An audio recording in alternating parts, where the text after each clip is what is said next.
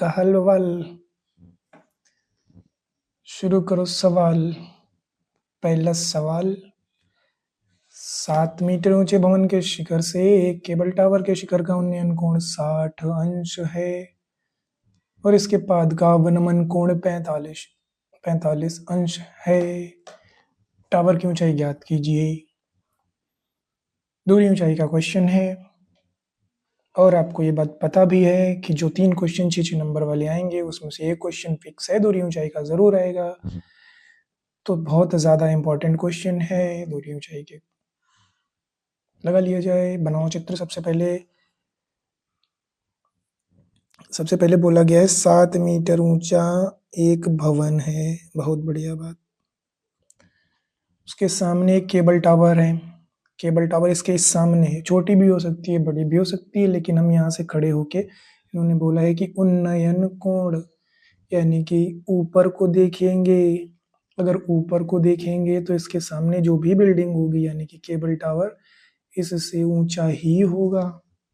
बन गया ये चित्र, चाहे जितना हो विचित्र। बनाओ। उन्नयन कोण 60 अंश, ठीक बात है। और इसके आधार का या इसके पाद बिंदु का अवनमन कोण 45 अंश है। पाद बिंदु मतलब हाँ वही वाला बोला नहीं, 45 अंश ये हो गया अवनमन कोण। अगर ये 45 हो गया तो इसके पीछे का भी 45 होगा, ये वाला। एक अंतर कोण होते हैं ये वाले, ये 45 तो ये भी 45। टावर की ऊंचाई ज्ञात कीजिए। मान लो भैया टावर की ऊंचाई h मीटर, नामकरण कर दो ABCDE।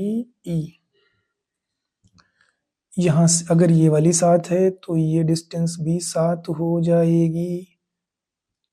ऊपर की डिस्टेंस h-7 बचेगी। अब 2 ट्रायंगल हैं, 2 त्रिभुज हैं। त्रिभुज ABE में इसको हमने x मान लिया। tan 45 बराबर 7/x, ये हो गया 1 बराबर 7/x। क्रॉस मल्टीप्लाई तो ये गुणा करो x बराबर 7। अब आगे दूसरे त्रिभुज में, अब दूसरा त्रिभुज दिया है त्रिभुज ECD में tan 60 लगाओ। tan 60 बराबर DC/EC। भैया tan 60 का मान तुमको याद होगा। DC का वैल्यू अभी तुमने घटा के निकाला है h-7। EC और AB बराबर होंगी। Substitute the value of x। √3 बराबर h-7/7। Cross multiply again. अब भैया जी h का मान निकालोगे तो ये वाला है 7 इधर आ जाएगा। 7/3 प्लस 7 कॉमन लिया, 7 अंदर हो गया। √3 प्लस 1 मीटर, अतः केबल टावर की ऊंचाई 7 ब्रैकेट √3 प्लस 1 मीटर होगी। अगला क्वेश्चन, सुराही किसका संयोजन है? भैया जी सुराही तो देखी होगी। चित्रकला में सुराही का चित्र तो सबने बनाया होगा। ऐसा ऐसा कुछ सुराही होती है। तो ये हो गया बेलन और ये हो गया गोला। तो संयोजन किसका हो गया? बोला। एक बेलन और एक गोला, समझे बोला। अगला क्वेश्चन, 2 मित्रों का जन्मदिन एक ही दिन होने की प्रायिकता। 2 मित्रों का जन्मदिन एक ही दिन कैसे हो सकता है? 2 मित्रों में से मान लो 2 मित्र A हैं और B हैं। पहला मित्र किसी भी एक दिन साल में कभी भी पैदा होगा, एक ही दिन पैदा होगा। मान लो वो कोई एक दिन फिक्स हो गया। अब दूसरे का जन्मदिन होने की केवल संभावना उसी दिन होगी, तभी दोनों एक दिन हो सकते हैं। यानी कि दूसरे के लिए हमने केवल एक ही चांस छोड़ दिया है।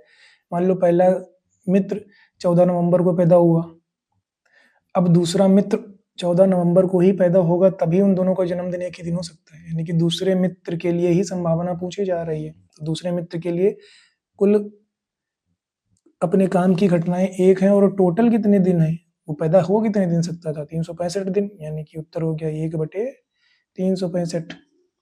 याद कर लो भैया, नहीं समझ आया तो। 2 मित्रों का जन्मदिन एक ही दिन होने की प्रायिकता 1/365। अगलो सवाल, एक शंकु के आधार की त्रिज्या 3.5 सेंटीमीटर, ऊंचाई 12 सेंटीमीटर त्रिज्या यानी कि r, ऊंचाई h, फिर एक ऊंचाई l निकालो। r बराबर 3.5 सेंटीमीटर, उसके बाद h बराबर 12 सेंटीमीटर, l का वैल्यू फाइंड करना है। आपको फार्मूला मालूम है, l is equals to √h² plus r²। Simply substitute the value and solve for L। Plus 12.25 बराबर 156.25। L का मान 156.25 का मान कितना आएगा? भाग विधि से निकाल लो यार, भाग विधि नहीं आती है, बहुत बढ़िया बात है।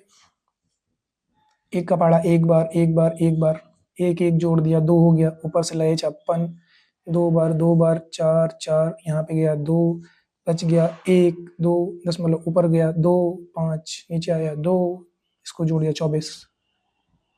ठीक है, 5 5 5 1225, यानी कि उत्तर आ गया 12.5 सेंटीमीटर। ये हो गया इसका आंसर, ये हो गया रफ कार्य। आगे साइन 43/cos 47 का मान होगा। इस तरीके के क्वेश्चन का पैटर्न या फिर ये कह लें कि टेम्पलेट अब याद कर लो, बहुविकल्पी क्वेश्चन के लिए बड़ा इंपॉर्टेंट है भैया।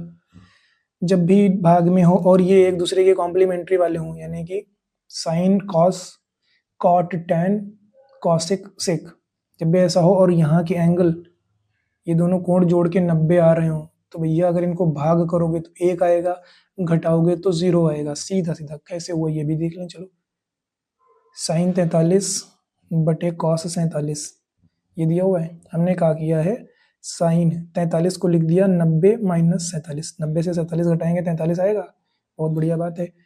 नीचे वाले कैसे लिखा रहने दो, cos 47। अब साइन 90 - थीटा बराबर cos थीटा, हमने बहुत बार पढ़ लिया, तो ये हो गया cos 47/cos 47, दोनों निपट लिए, आंसर 1 आ गया।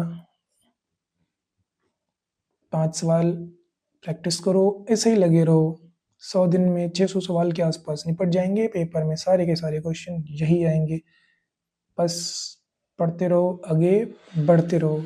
बहुत बहुत